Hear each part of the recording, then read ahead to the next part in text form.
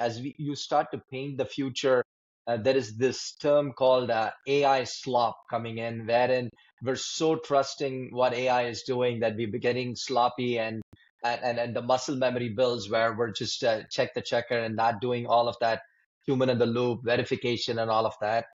And so, any guardrails on how would you avoid an AI slop seeping in? Because, as you said, this is an exciting journey, but then when we start to get more and more reliant, are we going to make sure that we have the right guardrails? What you said, right? The expertise and business process, the ability to challenge all of that. So, any thoughts on that?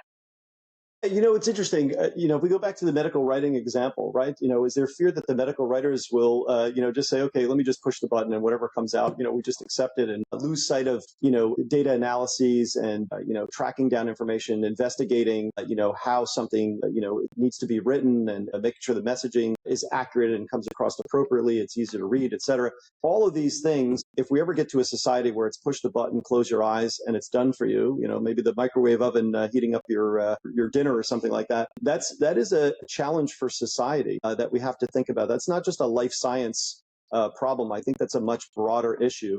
I don't have fear of that in the short term by any means, because I don't think these models are giving 100%, accurate outputs that we can just submit to a regulatory authority. So there's still quite a bit of work for our experts, for our human resources, to verify, fill in the gaps, modify, correct, et cetera.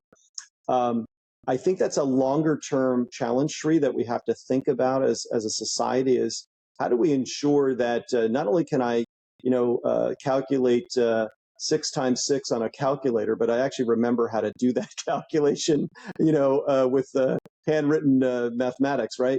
I think that's a challenge that that we need to continue to tackle, and always be making sure that the human that's in the loop is really verifying the information of the output of the AI models. I think that's where we need to stay squarely planted for at least the short to midterm, until such a time that we really don't need to worry about how to calculate the math.